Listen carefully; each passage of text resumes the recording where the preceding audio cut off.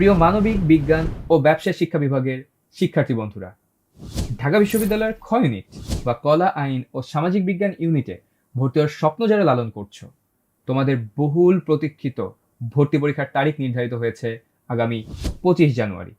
ভাবো তো, যদি এই পরীক্ষার আগেই একই প্যাটার্নে একটি পরীক্ষা দিয়ে নিজের প্রস্তুতি যাচাই করার সুযোগ পেতে এবং সেই সঙ্গে ভুল ত্রুটি শুধরে নেওয়ার মাধ্যমে আত্মবিশ্বাস বাড়াতে পারতে, তাহলে কেমন হতো?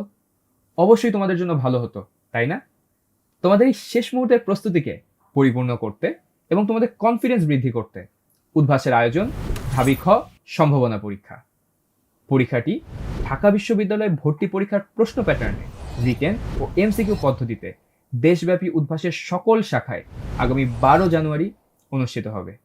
এখানেই শেষ নয়, পরীক্ষায় অংশগ্রহণকারী দেশসেরা মেধাবীদের জন্য থাকছে 3 লক্ষ টাকার নগদ মেধাবৃত্তি। আর ভর্তিকৃত সকল শিক্ষার্থীদের জন্য থাকছে ভার্সিটি খ ফাইনাল টাচ বুক এবং ভার্সিটি খ ফাইনাল টাচ এক্সাম।